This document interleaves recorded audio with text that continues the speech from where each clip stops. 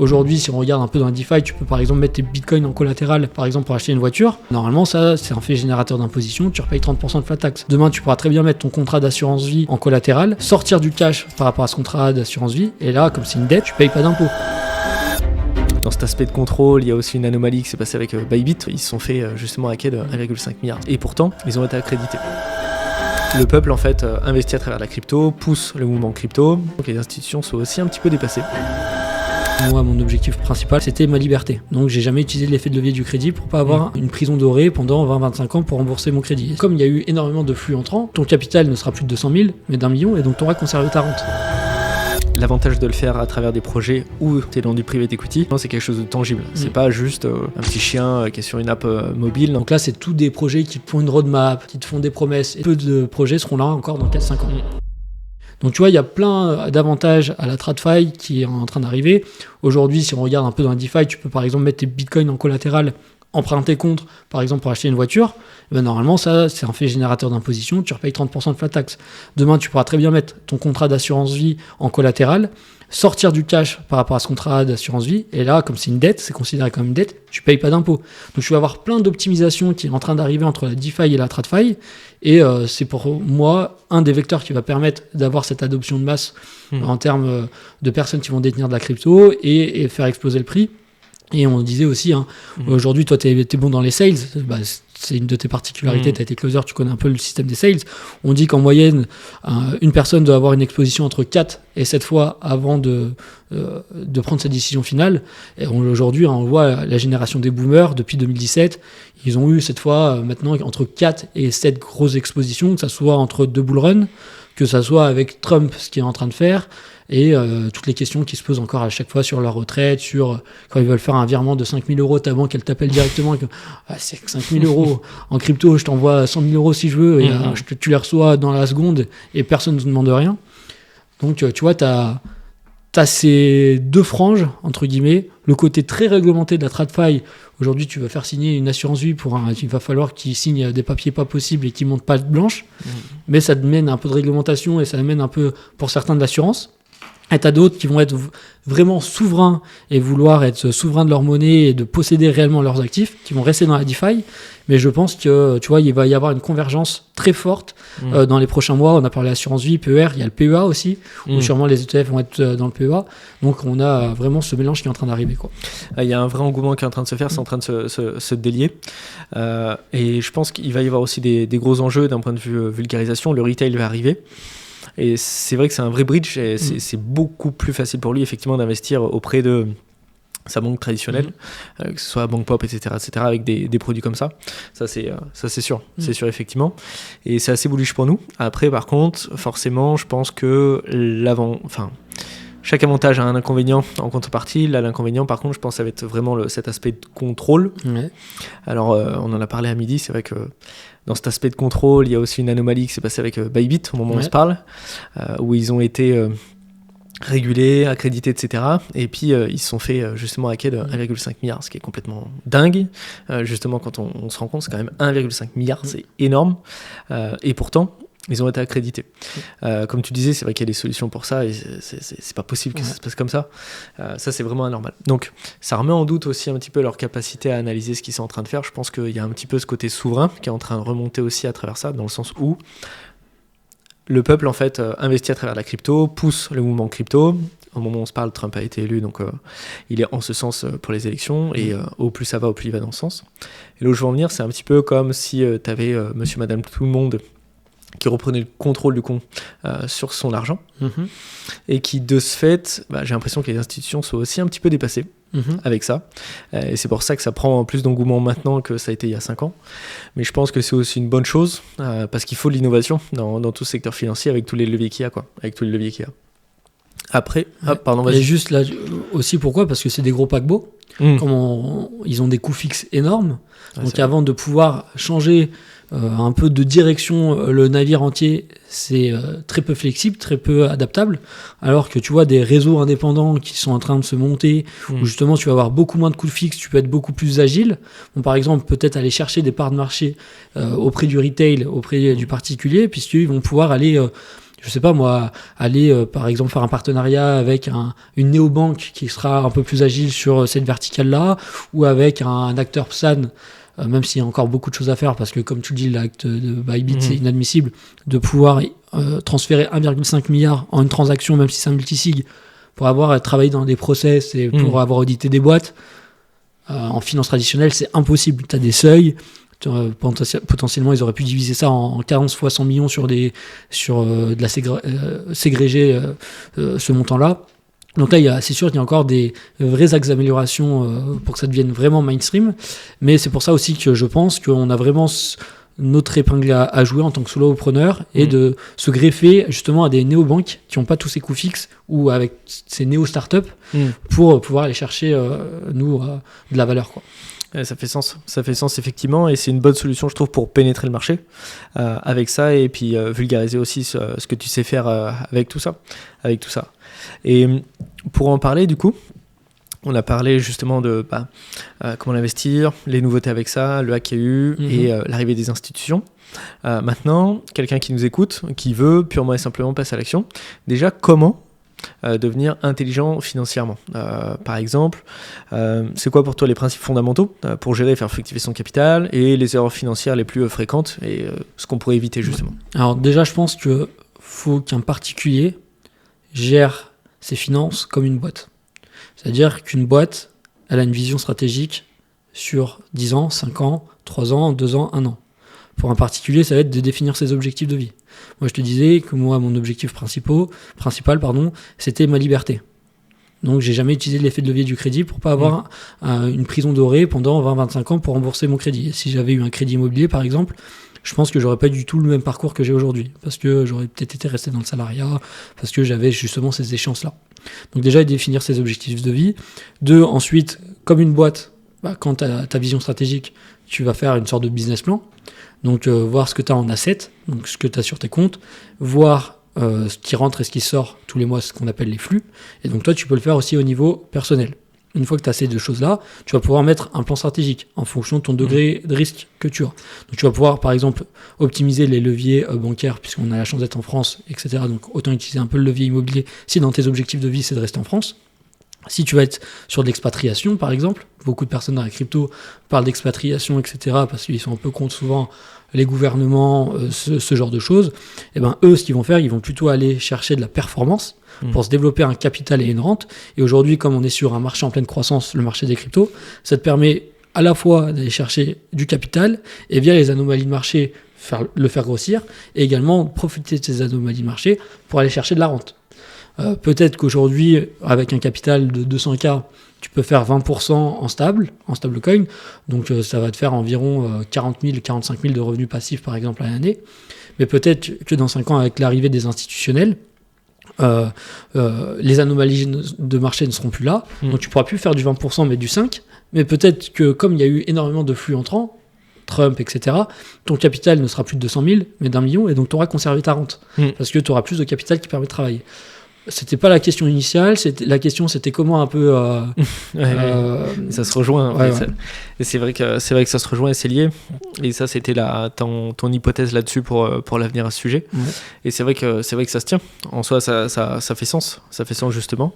Et avec l'arrivée des institutionnels aussi, pour conserver ta rente, même dans l'hypothèse où elle passe à 5%, mais que tu as un beaucoup gros capital dessus, c'est vrai que comme tu le disais plus tôt, on peut avec ça maintenant non plus lever de la dette sur 200K, mais du coup sur un. Et là, c'est pas le même game. On peut faire 2,5, 3 fois plus de choses avec ça si on pense à une décote derrière ça. Et là, ça change vraiment.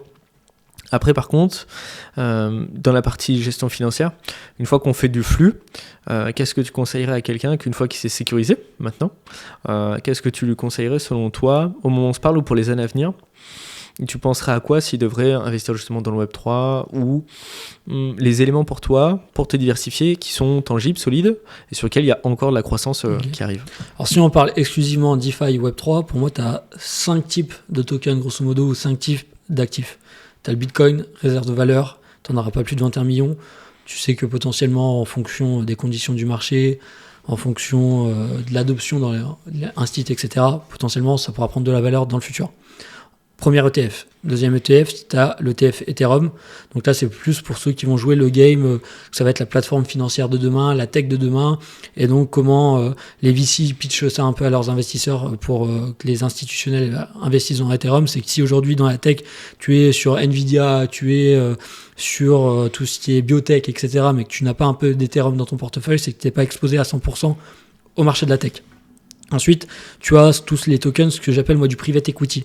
C'est-à-dire où tu vas détenir vraiment une part d'un projet et qui commence à générer du bénéfice, du revenu, et donc tu peux projeter un peu les cash flows futurs et commencer à avoir une réelle valeur tangible du protocole. Là, pour moi, dans la crypto, si tu as des 15 projets que tu peux me citer, c'est le grand maximum sur cette narrative-là. Quatrième narrative, c'est tout ce qui est utility token. Donc là, c'est tous des projets qui te font une roadmap, qui te font des promesses, et tu as 99% des projets qui sont pour le moment dans cette catégorie-là. Tu peux faire beaucoup d'argent dans la spéculation, mais peu de projets seront là encore dans 4-5 ans. Donc là, c'est en fonction de ton horizon de temps et de ta capacité à prendre des risques et de ta tolérance au risque. Et le dernier type de projet, pour moi, c'est les meme coins, où là, c'est vraiment un casino à toit ouvert. Et donc après, en fonction de ton capital initial, du capital qu'il te faut pour générer ta rente, du risque que tu es prêt à prendre sur ta rente, et ben après, c'est des mathématiques. Par exemple, tu as besoin de 3 000 euros par mois, ça te fait 3 x 12, ça te fait 36. Si tu arrives à faire 10% de rendement, il te faut 360 000 de capital.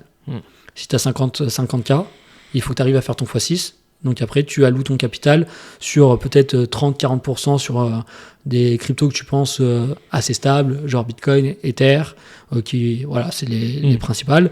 Après, tu vas pouvoir aller faire un peu d'utility token parce que tu surfes sur les tendances, peut-être intelligence artificielle, etc., pour aller essayer de chercher un peu cette surperformance. Déjà qu'on est sur des marchés ultra volatiles. Et peut-être qu'après, tu vas aller aussi sur du private equity. Donc là, les plus beaux projets pour moi dans le private equity, ça va être AAV, ça va être CoSwap, ça va être ces projets qui commencent à générer énormément de cash. Et donc, ces projets-là, à un moment donné, vont redistribuer de la valeur.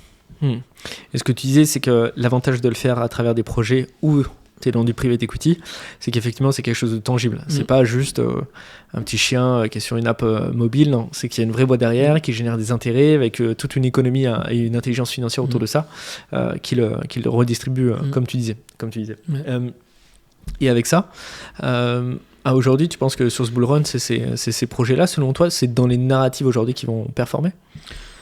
Alors, je pense qu'avec ce qui s'est passé depuis ce début d'année, où tu vois les gens commencent à en avoir un peu marre potentiellement des meme coins, de ce casino, où t'en as qui pop and dump avec ce qu'a fait Trump, etc. Moi je trouve que c'est génial le doigt d'honneur qu'il a fait un peu à toute cette régulation en lançant ce token là. C'est vraiment, pour moi c'était symbolique, c'était de faire un doigt d'honneur, et vous allez voir, je vais enlever toutes ces régulations et on voit que les régulations des fois elles ont leurs avantages et leurs inconvénients. Encore une fois, quand on voit Bybit, c'est inadmissible. C'est inadmissible.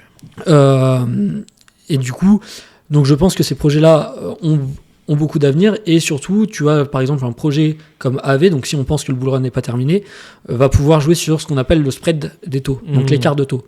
Aujourd'hui, dans la finance traditionnelle, donc dans la TradFi, tu as les bonds, donc les obligations des États américains par exemple, qui rapportent environ du 4%. Donc ton cash est plutôt bien rémunéré.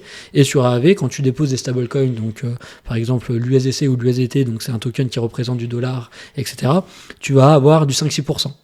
Donc les institutionnels ont très peu d'intérêt à aller prendre un peu plus de risques dans la DeFi, risque de smart contract, risque de hack, etc., pour gagner un spread de 2%. Là, tout le monde pense à croire que les taux dans la finance traditionnelle vont baisser. Donc si dans la finance traditionnelle tu repasses de 4 à 2, eh ben, potentiellement ça veut dire aussi que tu vas avoir beaucoup plus de crédit, donc la masse monétaire va augmenter, donc potentiellement ça va bénéficier aux assets, donc aux actifs à risque, type Bitcoin, Ethereum et toutes les altcoins, crypto-monnaies.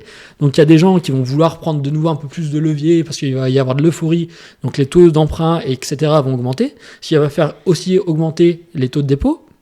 Donc tu vois que dans la finance traditionnelle, on va avoir peut-être 2%. Dans la finance décentralisée, au lieu d'être à 6, on va passer à 8, 10, 12. C'est ce qu'on a des fois dans les périodes d'euphorie, on monte à 14%. Et donc tu vas avoir cette asymétrie, donc ce spread des taux entre 14 et 2. Et donc tu as des institutionnels qui vont aussi déposer un peu de liquidité sur ces plateformes-là pour aller générer du rendement sur du cash, ce qui va refaire baisser les taux d'emprunt, ce qui va permettre c'est une sorte de pyramide de Ponzi, mais tout est une sorte de pyramide de Ponzi. et jusqu'à ce qu'on ait un prochain bear market, parce que tu auras un maillon de la chaîne qui aura explosé, et on va de nouveau pouvoir purger un peu tous les excès, et c'est pour ça que moi j'investis dans des projets plutôt de private equity, parce que je sais probablement que ces projets génèrent tellement de cash qui vont pouvoir continuer à innover pendant le prochain bear market et pouvoir rester là pour le prochain bull, et qui vont construire sur la durée. Donc, alors qu'un projet plus utility token, s'il n'arrive pas à délivrer pendant ce bull run là, s'ils n'arrivent pas à se refinancer pendant le bear market, est-ce qu'il sera là dans 4-5 ans? Donc il faudra que tu puisses sortir au bon moment si tu investis sur ce genre de projet, quoi. Ouais. Ça, pour rebondir justement sur ce que tu disais, ça me fait penser, tout à l'heure tu me citais un projet, j'ai mangé lequel c'était, qui faisait justement 1,4 million de flux et qui avait 2 millions de rendement, c'était Paladin. Donc tu vois, en novembre dernier, ils avaient annoncé lancer un autre projet qui s'appelle Rings sur la blockchain Sonic. Donc Sonic, ça a été lancé par André Cronje. Donc au dernier bull run, c'est lui qui avait lancé par exemple la blockchain Phantom. On sait qu'il y a eu quelques soucis sur cette blockchain-là, mais aujourd'hui sur Sonic, c'est la tête pensante. Et donc on sait qu'il est très bon en termes de marketing. Et ce projet-là, donc Paladin, en novembre dernier, était valorisé à 1,4 million, projection de revenus 2 millions. Donc tu te dis juste que le revenu est supérieur à sa market cap, et donc là on était sur une anomalie de marché. Le token était à 5 centimes, Sonic, il y a la hype qui est autour, ça marche super bien, le token est passé à 50 centimes. Et là, certains diront que c'est du utility token, moi je pense que c'est du private equity là, parce que tu as vraiment t'influes sur le projet, et ça génère du revenu. Donc là après, pas un conseil en investissement, mais et donc moi je me suis spécialisé sur toutes ces anomalies de marché là. Je peux t'en citer une dernière, c'est cet été par exemple. Ah oui, un truc super intéressant aussi, c'est que dans les institutionnels, quand tu as une vision stratégique qui est prise au board, dans les COMEX, elle va être discutée en interne, et l'investisseur va le savoir au moment de la publication des résultats, ou au moment de la fin d'un premier quarter, d'un premier trimestre, etc., pour les boîtes cotées, etc. Donc ça, c'est le premier point. Et en plus de ça, tu sais finalement si cette nouvelle vision stratégique ou ce nouveau produit va être gagnant au bout d'1 an, 2 ans, le temps qu'on ait les nouveaux rapports financiers. Dans tout ce qui est blockchain DeFi, les grandes décisions stratégiques doivent être prises par les token holders, donc par ceux qui détiennent le token, et donc tout est voté sur des forums que tout le monde peut consulter. Aujourd'hui, les décisions sur les forums, c'est consulté par 1000 personnes dans le monde entier, à tout casser. Donc, tu as une asymétrie, encore une fois, de l'information. Les plus grandes propositions sont consultées par 10 000 personnes dans le monde entier. Des fois, c'est un peu repris par des influenceurs sur Twitter, etc., pour partager l'information. Mais je veux dire, il y a encore une asymétrie. Pour dire un exemple concret, tu avais le projet CoSwap, qui avait dit l'été dernier qu'on va allouer une partie de notre supply à un market maker super connu qui s'appelle Wintermute dans l'écosystème, pour que ce token soit listé sur les échanges centralisés type Coinbase, Binance, Crypto.com, etc. Qu'est-ce qui s'est passé? Ça a été voté, donc tout le monde l'a pu le voir. 3 mois après, il était listé sur les échanges centralisés, le token a fait x10. Ils avaient décidé de commencer à monétiser leur protocole, leurs revenus. Dans une boîte traditionnelle, tu aurais dû attendre 1 an et tu aurais eu les résultats de la dernière année, de savoir s'ils avaient généré du cash sur le blockchain, tous les jours, toutes les semaines. Tu peux voir si le protocole, justement, avec ce pivot, génère du cash, génère du revenu. Est-ce que le revenu est croissant? Et donc, tu as des gars comme moi qui regardent et qui se disent, le protocole fait de plus en plus de revenus. Donc, pour moi, la valorisation est sous-cotée. Donc là, tu as encore une anomalie de marché. Donc, tu peux avoir des belles anomalies aussi à ce niveau-là. Ouais. Tu détectes l'anomalie grâce à ton expertise en fait, de lead financier tout de suite. Et c'est vrai que c'est expliqué comme tu l'expliques, c'est vrai que c'est binaire finalement. Et ce qui revient après à chaque fois, c'est un petit peu d'avoir cette information en fait avant tout le monde pour être bien placé. C'est vrai que ça passe par le réseau ou même le fait d'avoir des insides, comme tu le citais avec ça. Et ça fait un petit moment que tu es dans l'écosystème. C'est pour ça aussi que tu sais où prendre la donnée directement, et donc tu gagnes beaucoup de temps. Ça te fait aussi gagner beaucoup de temps sur la partie expertise pour aller chercher justement toutes ces infos-là. Maintenant, si on devait utiliser son savoir pour transformer son capital en vraie liberté, avec ça, c'est quoi ta vision, toi, de l'indépendance financière, et comment la rendre concrète, actionnable?